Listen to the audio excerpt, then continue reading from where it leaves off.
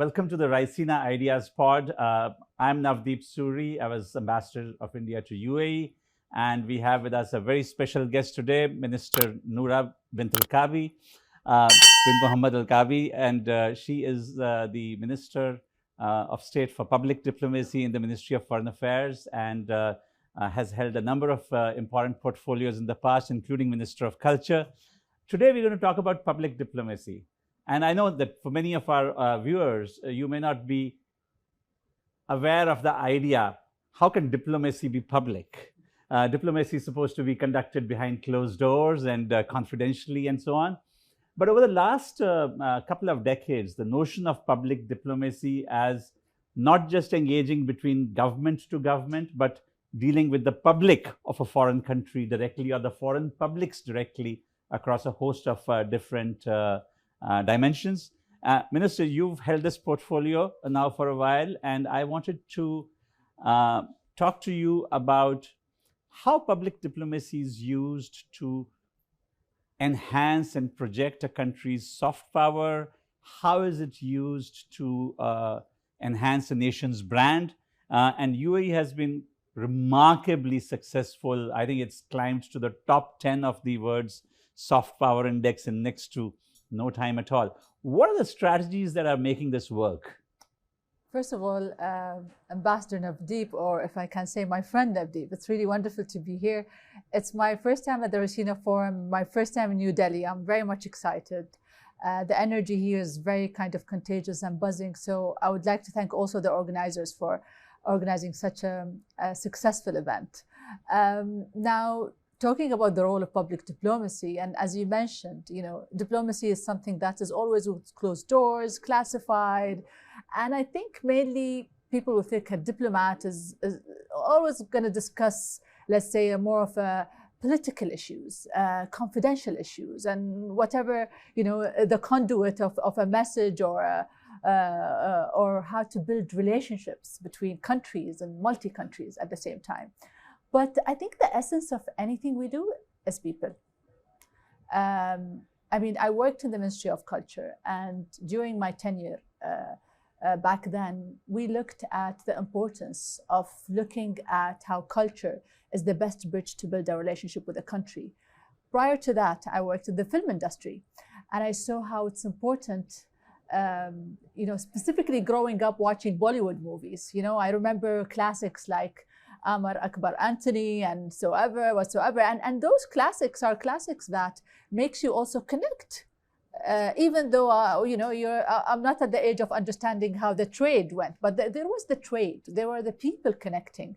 So that culture is not just a culture that is transactional or a culture that is based on certain kind of a tangible outcomes, although tangible and data works, are really important when you conduct your business. But there's the intangible kind of, let's say, stories that resonates, whether personal level, for me to understand your culture and for you to understand my culture. So I remember us working on the Gandhi Zaid exhibition, which you were back as an ambassador in the UAE, and we inaugurated such a digital museum that shows two important figures in our history. We saw values that are similar between two leaders, different time frame, but parallelly same vision. Then you look at what we're trying to do at the Ministry of Foreign Affairs. So His Highness Sheikh Abdullah bin Zayed, Deputy Prime Minister and our Minister of Foreign Affairs, he's very much interested to see what are we doing in the space of culture, in the space of arts, in the space of education, science and technology, AI, healthcare, and sustainability.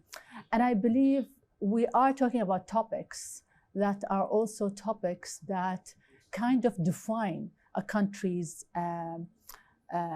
position.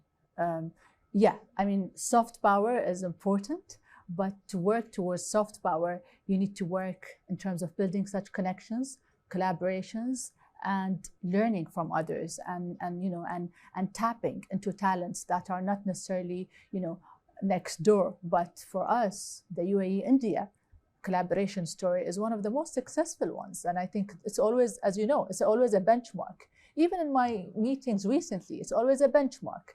Our CEPA arrangement with India took just 80 days. How many $billion are the trade of oil and non-oil? I mean, it's just the numbers are quite significant, but mostly important is what are we doing to add into that with the stories of the people and the connecting with the people.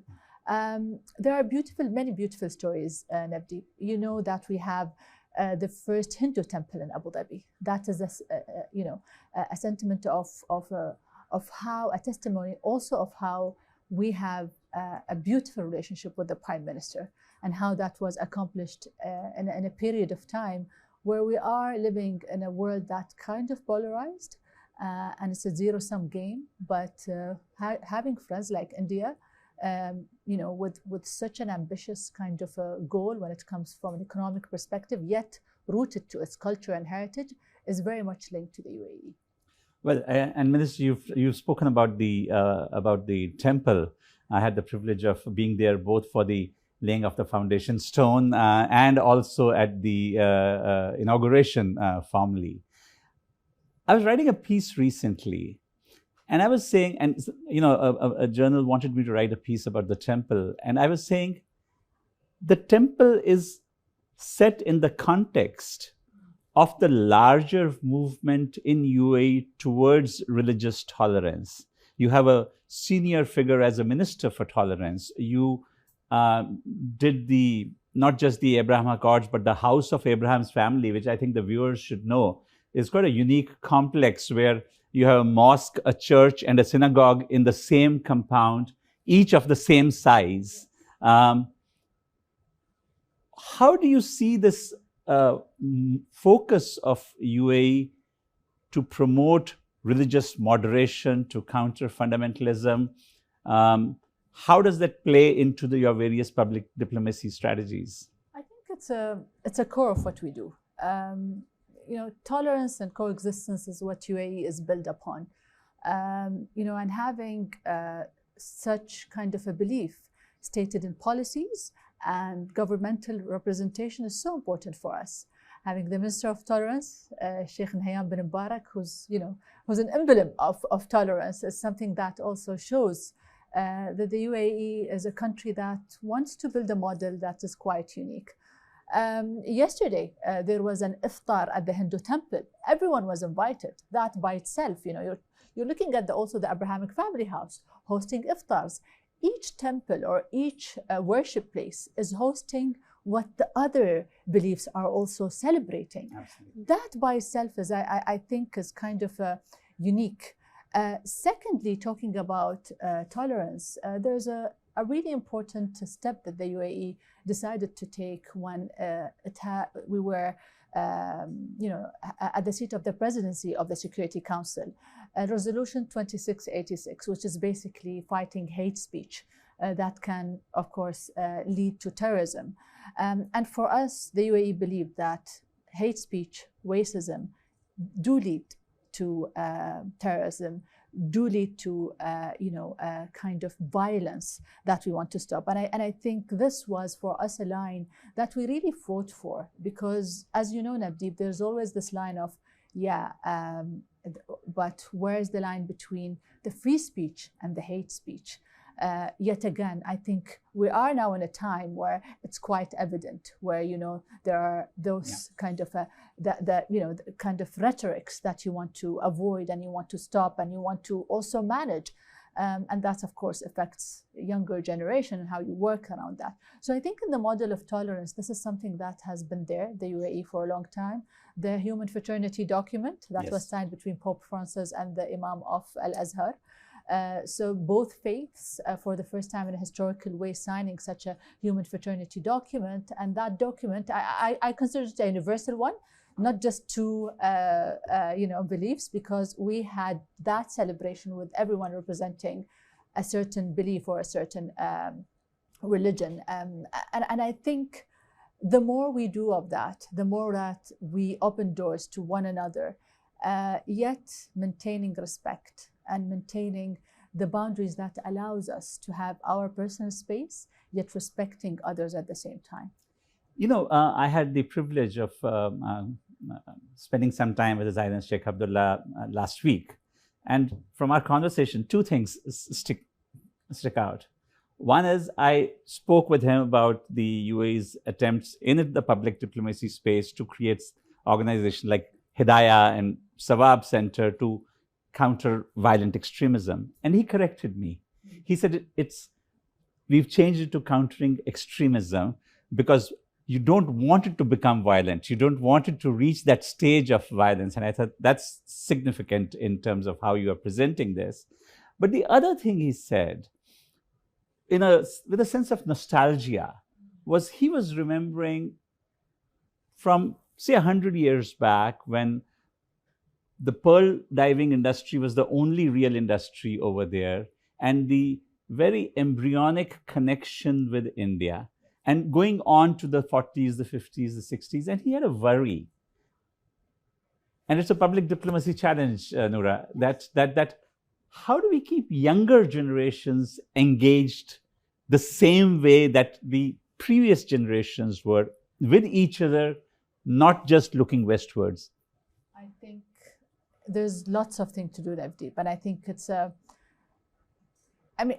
can say it's a tough job, but it's an easy job, because when you have the number of Indian residents in the UAE with such historical ties, it makes our job easier, because when you get used to something and you respect it and you appreciate it a lot, you want to protect it. This is number one.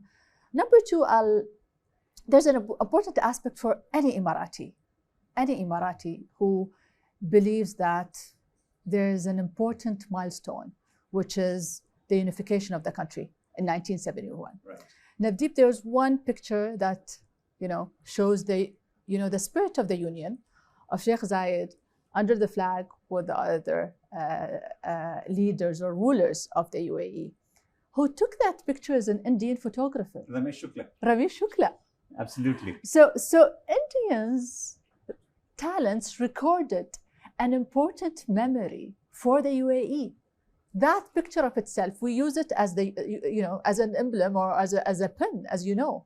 So I think for us it's very much of a memory that is engraved due to Indian talents, merchants who are in the UAE who built their businesses there.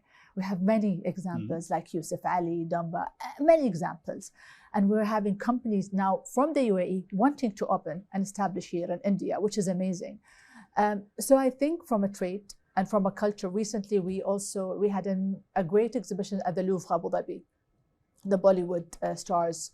And that is a museum that shows the history of Bollywood, something that we all grew up watching. And it was between not just a French museum, a French and an Italian museum with an Indian culture. That by itself, talking about the West celebrating the Indian culture.